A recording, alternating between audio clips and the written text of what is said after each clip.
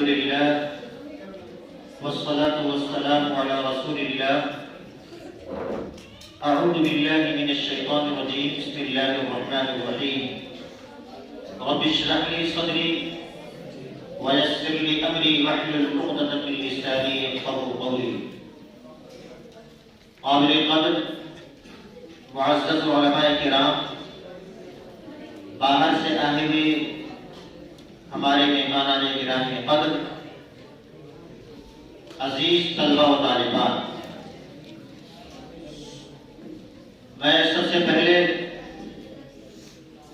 مدرسہ سراج العلوم کی ذمہ داران کی طرف سے، اساتذہ کی طرف سے اپنے آئے ہوئے تمام مہمانوں کا خیر مقدم کرتا ہوں، تہہ دل سے شکریہ ادا کرتا ہوں کہ آپ نے اپنی قیمتی اوقات میں سے قیمتی وقت نکال کر کے آپ نے بچوں کے پروگرام میں جشن یوم جمہوریہ کے موقع پر آپ نے حاضری دی. ہم آپ کے شکر گزار ہیں. محترم حاضرین، آج کا یہ پروگرام تقریباً 8:15 بجے شروع ہو چکا اور 8:15 بجے سے اب تک جاری ہے. آپ نے 4 زبانوں میں چھوٹے چھوٹے بچوں سے آپ نے تقریریں سنی جشن یوم جمہوریہ کے مناسبت سے، اردو زبان میں، ہندی زبان میں، انگریزی زبان میں اور گجراتی زبان میں. اور اسی طریقے سے طالبات نے نظم اور ترانہ پیش کیا. اللہ رب العالمین ان بچوں کو خوب ترقی عطا فرمائے. آمین. محترم حاضرین، میں آپ کا زیادہ وقت نہیں لوں گا. جو اردو میں جس بچے نے تقریر پیش کی ہے 26 جنوری یوم جمہوریہ کی مناسبت سے، اس میں اختصار اور جامع انداز میں مختصر وقت میں بہت ساری باتیں آ گئی. محترم حاضرین، عزیز طلبہ و طالبات، ہندوستان کی آزادی کی تاریخ اور داستان یہ بہت لمبی ہے. اس جنگ آزادی میں مسلمانوں نے بڑھ چڑھ کر کے حصہ لیا اور تمام ہندوستانیوں نے بلا اختلاف مذاہب اور مسالک تمام لوگوں نے شرکت کی تھی. لیکن ابتدائی کوشش، جو شروعات کی کوشش ہوتی ہے، وہ مسلمانوں کی تھی. قائدانہ رول اور عظیم کردار مسلمانوں کا تھا. مسلمانوں نے اپنی جان مال کی قربانی پیش کی، اس لیے کیونکہ انگریزوں نے مسلمانوں سے ہی تخت و تاج کو چھینا تھا، انگریزوں نے مسلمانوں سے ہی حکومت کو چھینا تھا.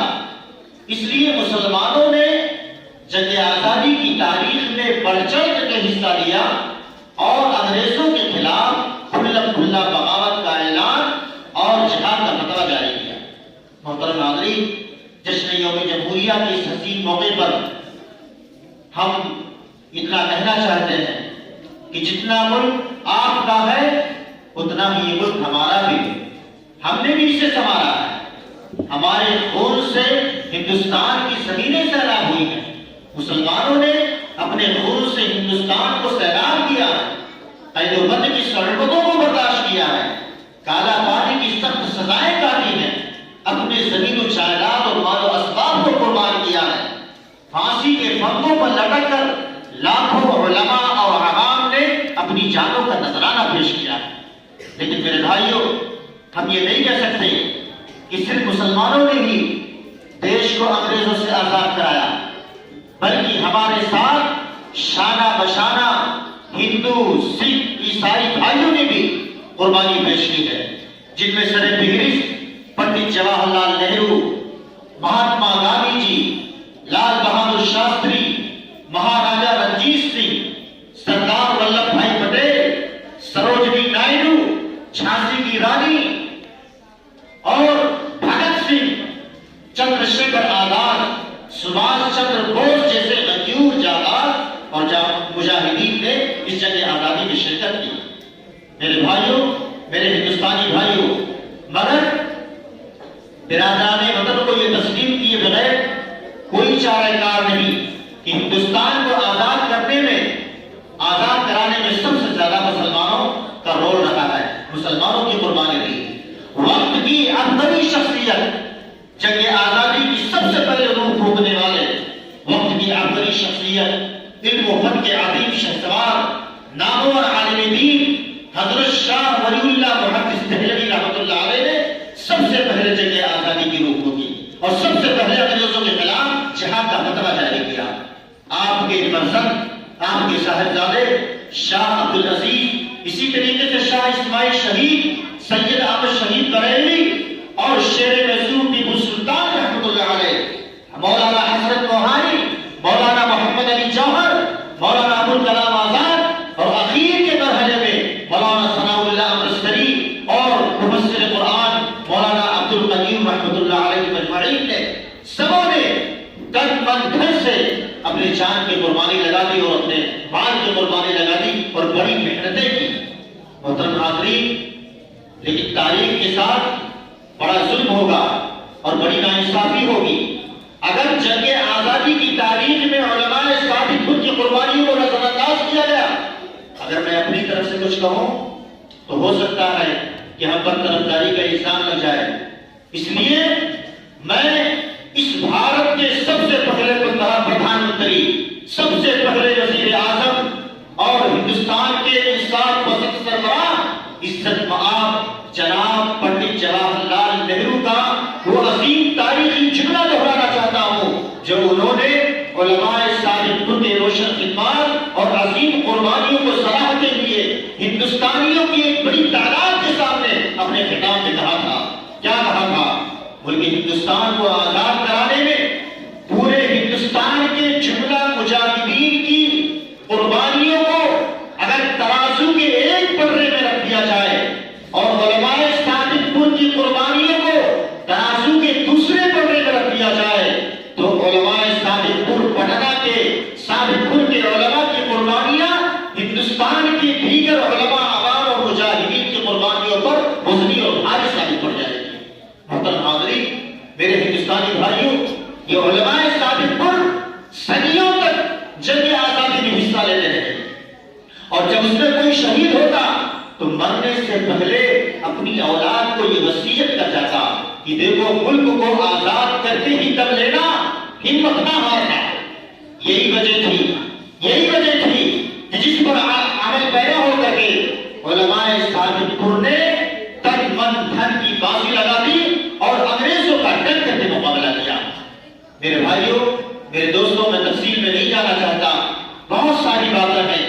اخیر میں ہم مدرسہ سراج العلوم ڈوگری فلیہ واپی بلسار کے اس اسٹیج سے، اس دینی مدرسے کی اسٹیج سے یوم جشن جمہوریہ کے اس حسین مناسبت سے ہم آپ کو ہندوستانی بھائیوں کو یہ پیغام دینا چاہتے ہیں کہ ہمارے اسلاف اور اپنے پروجوں کی قربانیوں کو یاد کر کے ہم اپنے ملک ہندوستان کو بنانے، سنوارنے اور سجانے کی فکر کریں اور ان کے معمار بنیں، تخریب کار نہیں، بنانے کا کام کریں، بگاڑنے کا نہیں۔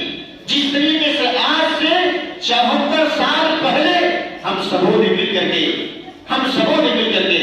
مسلمانوں نے، ہندو، سکھ، عیسائی بھائیوں نے مل کر کے اور اس ملک کو آزاد کرایا، آج بھی ہم وہ عزم کریں، وہ تحریہ کریں کہ آج بھی ہم مل جل کر کے آج دہشت گردی کے خلاف اٹھ کھڑے ہوں اور ظلم و زیادتی کے خلاف اور بے روزگاری کو جڑ سے اکھاڑ پھینکنے کی کوشش کریں۔ محترم حاضرین، آج ہم اپنے ملک بھارت کو ہر اعتبار سے جس طریقے سے یہ کبھی سونے کی چڑیا کہلاتا تھا، آج بھی ہم کوشش کریں اور سب کی کوششوں سے آج بھی یہ ملک بھارت سونے کی چڑیا دوبارہ کہنے کا حقدار ہو سکتا ہے، لیکن کوشش ہے، لیکن ضرورت ہے اس بات کی کہ ہم سب مل کر کے پھر سے دوبارہ کوشش کریں اور اس ملک بھارت کو دوبارہ سونے کی چڑیا بنانے کی کوشش کریں اور ہر اعتبار سے اپنے ملک بھارت کو ایک نمونہ بنانے کی کوشش کریں تاکہ دوسرے دیش کے لوگ اس کو دیکھ کر کے اور اس سے عبرت حاصل کریں۔ اخیر میں رب العالمین سے دعا کروں گا کہ جو بھی ہندوستان کی آزادی کی تاریخ پڑھیں، وہ انصاف کی عینک لگا کر کے پڑھیں اور سمجھنے کی کوشش کریں اور کسی کے ساتھ ناانصافی نہ کریں، ورنہ یہ کسی ایک مذہب کے ساتھ ناانصافی نہیں ہوگی بلکہ یہ تاریخ کے ساتھ بہت بڑی ناانصافی ہوگی۔ اس لیے انصاف کی عینک لگا کر کے پڑھنے کی کوشش کریں۔ دعا کرتے ہیں کہ رب العالمین ہمارے اس دیش بھارت کی حفاظت فرمائے اور ہمارے اس دیش بھارت ہندوستان کو دن بدن ترقی کی منازل پر گامزن کرے۔ آمین۔ وآخر دعوانا ان الحمد للہ رب العالمین۔ والسلام علیکم ورحمۃ اللہ وبرکاتہ۔